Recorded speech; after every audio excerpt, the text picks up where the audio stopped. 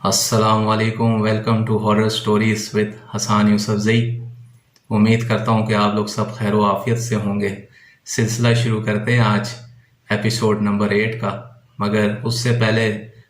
آپ لوگ جیسے کہ جانتے ہیں کہ بقرہ عید کی آمد ہے، اور جو لوگ بالخصوص راولپنڈی، اسلام آباد اور پوٹوہار ریجن سے جن کا تعلق ہے اور جو بکرے خریدنے میں انٹرسٹڈ ہیں تو وہ کیبرا فٹیننگ فارم سے بکرے خرید سکتے ہیں۔ اور میں نیچے آپ نے دیکھا ہوگا میں نے ان کا نمبر بھی دے دیا آپ لوگوں کو، اور بکروں کی تصویریں بھی میں نے ایڈ کر دی ہیں اس کے اندر۔ آپ دیکھ سکتے ہیں کہ کس قدر خوبصورت بکرے ہیں ان کے پاس، اور انتہائی خوبصورت بے عیب اور نایاب نسل کے ان کے پاس بکرے موجود ہیں، اور آپ ان لوگوں سے رابطہ کر سکتے ہیں۔ اور اگر آپ میں ہارر سٹوریز وتھ حسان یوسف زئی کے لنک کے تھرو ان سے رابطہ کریں گے تو آپ لوگوں کو خصوصی ڈسکاؤنٹ بھی ملے گا۔ سلسلہ شروع کرتے ہیں آج جن سٹوریز ایپیسوڈ 8 کا۔ آج کی سٹوری جو ہے وہ ہمیں ہمارے دوست عثمان صاحب کے والد رفیق صاحب نے بھیجی ہے۔ رفیق صاحب بتاتے ہیں کہ آج سے تقریباً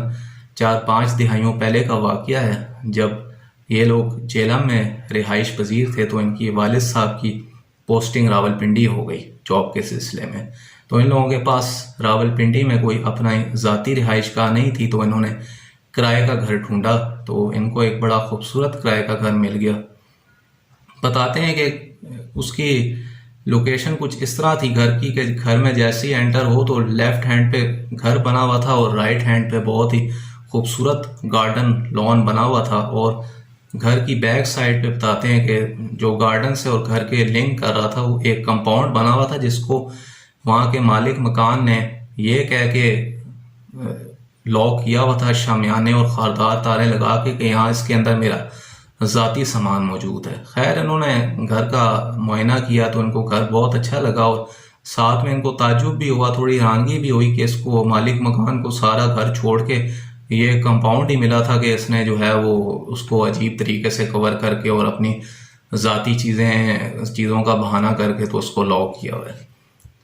تو رفیق صاحب بتاتے ہیں کہ ابھی ان کو گھر میں شفٹ ہوئے ہوئے ہفتہ 10 دن ہی ہوئے تھے، تو یہ رات کو ایکچولی میٹریکولیشن کے اسٹوڈنٹ تھے، تو یہ رات کو پڑھائی کر رہے تھے،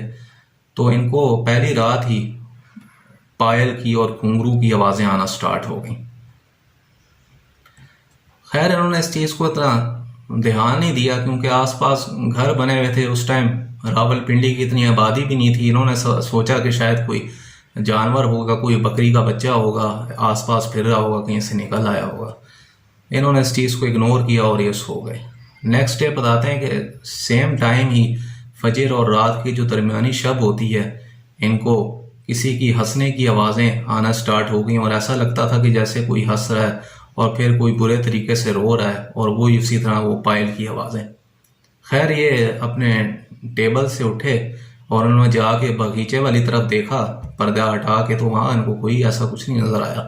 یہ دوبارہ آگے بیٹھ کے تو انہوں نے مطالعہ کرنا اپنا شروع کر دیا۔ تو مطالعہ کرتے کرتے بتاتے ہیں کہ اچانک ان کی نظر پڑی اپنے ساتھ والے شیشے پہ جو ان کے ڈریسنگ ٹیبل کے ساتھ پڑا ہوا تھا، جہاں جس پہ یہ بناؤ سنگار کرتے تھے اسکول کالج جانے سے پہلے، اپنے آپ کو ٹپ ٹاپ کر کے جاتے تھے۔ تو انہوں نے دیکھا کہ جو شیشہ ہے اس کی جو ریفلیکشن ہے، جو پیچھے جو باغیچے کی طرف جو کھڑکی تھی وہاں سے وہ اس طرف، وہاں پہ ایک عورت ہے جو ان کو دیکھ رہی ہے اور اس کی ریفلیکشن اس شیشے پہ پڑ رہی ہے۔ خیر انہوں نے جیسے ہی پیچھے مڑ کے دیکھا تو وہ عورت غائب ہو چکی تھی۔ یہ سمجھے شاید ان کا کوئی وہم ہو، انہوں نے دوبارہ جا کے آگے پیچھے دیکھا، سمجھے کوئی چور چکا نہ آ گیا ہو، لیکن ایسا کوئی بھی نہیں تھا۔ تو خیر انہوں نے بتاتے ہیں کہ اپنے کسی جان پہچان والے کو یہ سارے معاملات بتائے کہ اس رات ان کو پائل کے بجنے کی آوازیں، عورت کی ہنسنے کی آوازیں، اور اس طرح فیل ہوا کہ جیسے ان کے کمرے کے پاس کوئی عورت کھڑی ہوئی اور ان کو دیکھ رہی ہے۔ تو خیر ان کے جان پہچان والے جو تھے انہوں نے ان کو بتایا کہ تم یہ وظائف پہ عمل کرو اور مسلسل کچھ راتیں پڑھتے رہو، انشاءاللہ یہ جو تمہارے ساتھ واقعات ہو رہے ہیں یہ ہونا بند ہو جائیں گے۔ خیر انہوں نے ان کی بات پہ عمل کیا اور ان وظائف کا پابندی کے ساتھ بتاتے ہیں کہ عمل کرتے رہے، تو یہ جو ان کو آوازیں آ رہی تھیں اور اس طرح سے جو عورت ان کو دکھائی دیتی تھی وہ آنا بند ہو گئی۔ خیر اسی سلسلے کی کنٹینویشن سمجھ لیں کہ 4-5 دن گزرے تو ان کو ایسا فیل ہوتا تھا کہ جب یہ سو رہے ہیں اور تو ایسا لگتا تھا کہ یہ سوتے سے جاگیں اور جا کے اس کمپاؤنڈ کے پاس کھڑے ہو گئے اور اس کمپاؤنڈ میں جیسے آگ کے شعلے جو ہیں وہ بھڑک رہے ہوں، دھواں اٹھ رہا ہو اور یہ اس کمپاؤنڈ کے اندر جانا چاہ رہے ہوں لیکن یہ جا نہیں پا رہے۔ اس طرح سے ان کے ساتھ یہ کیفیت ہونا شروع ہو جاتی تھی، ان کو لگتا تھا کہ یہ سو رہے ہیں، شدید پسینہ پسینہ ہو جاتے تھے اور ایسا لگتا تھا کوئی ان کا گلا جگڑ رہا ہے، کوئی ان کے سینے پہ بیٹھا ہوا ہے۔ اور یہ پھر جیسی آیت الکرسی کلمات پڑھنا شروع کرتے تھے تو ان کی آنکھیں کھل جاتی ہیں، لیکن ایسا کچھ نہیں ہوتا تھا۔ یہ واقعہ ان کے ساتھ 2-3 دن مسلسل ہوتا رہا۔ انہوں نے اپنے گھر والوں کو بھی بتایا تو ان کے گھر والوں نے ان کو یہ کہہ کے جو ہے وہ اگنور کر دیا کہ تم ایکچولی میٹرک کے پیپر ہونے والے ہیں، ایسی کوئی بات نہیں، تم نے ضرورت سے زیادہ ہی اپنے میٹرک کی تیاریوں کی ٹینشن سر پہ سوار کر لی ہے، ایسا کوئی مسئلہ نہیں، آیت الکرسی وغیرہ پڑھا کرو، چل رہا کرو، کول رہا کرو اور کیا کہتے ہیں نماز کی پابندی کیا کرو، ان چیزوں کو سر پہ سوار نہ کرو۔ خیر اب معاملات یہ بتاتے ہیں کہ اس قدر حد سے زیادہ بگڑ گئے تھے کہ ایک دن ان کی جو ہے وہ صبر کا پیمانہ جو تھا وہ اینڈ پہ پہنچ گیا، لبریز ہو گیا۔ انہوں نے فیصلہ کیا کہ آج رات جب میرے گھر والے سو جائیں گے تو میں اس کمپاؤنڈ میں جیسے بھی ہو جائے میں انٹر ہوں گا اور پتہ لگا کے رہوں گا کہ آخر ایسی کیا چیز ہے اس کمپاؤنڈ کے اندر کہ جو مجھے خواب میں آ کے اشارہ دے رہی ہے اور جو چاہتی ہے کہ میں اس کمپاؤنڈ کے اندر آؤں اور کچھ کر سکوں۔ تو خیر یہ بتاتے ہیں کہ ان کے گھر والے جب سو گئے، انہوں نے بیگ کے اندر ٹارچیں ڈالیں، کٹر اور کچھ ضرورت کا سامان ڈالا اور یہ کمپاؤنڈ کی طرف چل دیے۔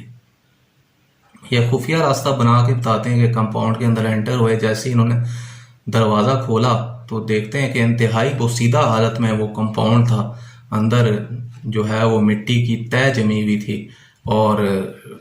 ٹوٹی پھوٹی لکڑیاں پڑی ہوئی تھیں اور ٹوٹا پھوٹا فرنیچر پڑا ہوا تھا اور کچھ کچن کے اندر ٹوٹے پھوٹے گلاس اور اس طرح کی پرانے وقتوں کی جو ہے وہ مٹی کے برتن اور اس طرح کی چیزیں پڑی ہوئی تھیں جن کو آج تک کسی نے چھوا نہ ہو۔ خیر یہ ادھر ادھر ٹارچیں مارتے رہے، پیچھے کہتے ہیں کمپاؤنڈ کی طرف بھی گئے، وہاں پہ بھی انہوں نے جائزہ لیا لیکن ان کو کچھ نہ ملا۔ تو اب یہ جیسی کمپاؤنڈ سے باہر نکلنے لگے تو ان کو بتاتے ہیں کہ کمرے سے آواز آئی کہ ادھر کہاں دیکھ رہے ہو، رفیق کہاں جا رہے ہو، میں یہاں ہوں۔ ان کا بتاتے ہیں کہ چاروں طبق روشن ہو گئے، ان کے رونگٹے کھڑے ہو گئے، لیکن چونکہ یہ جگر کے بڑے مضبوط تھے، انہوں نے تہیہ کیا ہوا تھا کہ آج میں پتہ لگا کے رہوں گا کہ اس کمپاؤنڈ کے اندر کون ہے۔ خیر یہ اللہ کا نام لیتے لیتے اس دروازے کے اندر انٹر ہوئے تو جیسے ہی انہوں نے دروازہ کھولا تو یہ کیا دیکھتے ہیں کہ ایک عورت ہے جس نے لال رنگ کی شال پہنی ہوئی ہے اور اس کا منہ جو ہے وہ دیوار کی طرف ہے۔ تو انہوں نے کہا تم کیا چاہتی ہو مجھ سے اور تمہارا کیا مقصد ہے؟ خیر یہ بتاتے ہیں کہ جیسے انہوں نے اس سے مخاطب ہوئے اور وہ جیسی مڑی تو یہ بتاتے ہیں کہ اس کا منہ اور گردن جو تھا وہ پوری طرح سے جھلسا ہوا تھا اور اس نے ہاتھ میں سونے کی چوڑیاں پہنی ہوئی تھیں، کنگن وغیرہ پہنے ہوئے تھے، بوندے لگائے ہوئے تھے اور یہ ان کو کہتی ہے کہ مجھے اندازہ تھا رفیق کہ تم میرے پاس ضرور آؤ گے اور تم مجھے اعجاز کے پاس لے کے جاؤ گے۔ خیر یہ انہوں نے بات سنی، یہ بجائے اس سے دوبارہ مخاطب ہوتے انہوں نے جو ہے وہ پتلی گلی کے رستے کمپاؤنڈ سے باہر نکلنے کا سوچا اور یہ دبے قدموں کے ساتھ واپس کمپاؤنڈ سے باہر نکلنے کے ارادے سے چل دیے۔ پیچھے سے یہ بتاتے ہیں کہ وہ عورت اسی طرح ہی کبھی ہنسے کبھی روئے اور یہ کہہ کہ مجھے پتا تھا تم آؤ گے، تم مجھے اعجاز کے پاس لے کے جاؤ گے، رفیق مجھے بچا لو، مجھے میرے اعجاز کے پاس لے جاؤ، رفیق مجھے بچا لو، مجھے میرے اعجاز کے پاس لے جاؤ۔ خیر یہ جلدی سے کمپاؤنڈ سے باہر نکلے، آیت الکرسی وغیرہ کا ورد کرتے کرتے اللہ کا ذکر کیا اور جیسے تیسے کر کے بڑی مشکل سے بتاتے ہیں اپنے بیڈ روم میں پہنچے اور جا کے بے سدھ ہو گئے اور 2-3 دن تک شدید بخار میں مبتلا رہے اور انہوں نے یہ سارا ماجرا اپنے والد صاحب کو بتایا۔ ان کے والد صاحب نے جلدی سے جو گھر کا آنر تھا اس سے رابطہ کیا اور اس کو یہ سارا سینیریو بتایا۔ پہلا تو آنر جو تھا وہ ان پہ بڑا تپا، بڑا غصہ کیا کہ آپ کو جب میں نے منع کیا تھا آپ لوگوں کو تو آپ لوگوں نے کیوں نہیں میری بات سنی اور یہ کیسے وہاں پہ اندر چلا گیا۔ تو خیر حقیقت جو تھی وہ تو آشکار ہو چکی تھی اور پتہ چل چکا تھا کہ کوئی نہ کوئی گڑبڑ ہے اس گھر کے اندر. تو مالک مکان نے بتایا کہ آج سے کچھ عرصہ پہلے جب اس نے یہ گھر نہیں خریدا تھا، اس نے جن لوگوں سے یہ گھر خریدا تھا ان کا ایک بیٹا تھا جس کا نام اجاز تھا. اس نے ایک عورت سے لو میرج کی تھی جس کا نام سمینہ تھا، اور وہ اس کو سوات سے بھگا کے یہاں پنڈی لے آیا تھا. اور اسی دن شادی کی رات ہی یہ بتاتے ہیں کہ سمینہ کے گھر والوں نے غیرت کے نام پہ ان کے گھر پہ دھاوا بول دیا، اور اجاز جیسے تیسے کر کے وہاں سے فرار ہونے میں کامیاب ہو گیا. لیکن سمینہ کے گھر والوں نے جو ہے اس کو تشدد کا نشانہ بنایا اور اس کو قتل کر کے اور اس کی لاش جو تھی اسی کمرے میں جلا دی تھی جہاں پہ رفیق کو وہ عورت نظر آئی تھی. خیر اس معاملے کے بعد جو رفیق صاحب کے والد ہیں انہوں نے جیسے تیسے کر کے اپنا سامان پیک کیا، اور یہ بتاتے ہیں کہ 2 دن کے اندر اندر ہی وہ گھر انہوں نے جیسے تیسے کر کے خالی کیا اور یہ کسی اور جگہ شفٹ ہو گئے. سو تھینک یو رفیق صاحب فار سینڈنگ دا اسٹوری، اور مجھے امید ہے کہ آپ لوگوں کو میری آج کی اسٹوری بہت پسند آئی ہوگی. بس جاتے جاتے آپ لوگوں سے یہی ریکویسٹ ہے کہ میرے چینل کو زیادہ سے زیادہ شیئر کریں، سبسکرائب کریں میرے چینل کو، میری ویڈیوز کو شیئر کریں. انشاءاللہ کوشش کریں گے اس ہفتے کوئی عید اسپیشل ایپیسوڈ کریں. ٹل دین آپ لوگ اپنا بہت بہت خیال رکھیے گا. اللہ حافظ.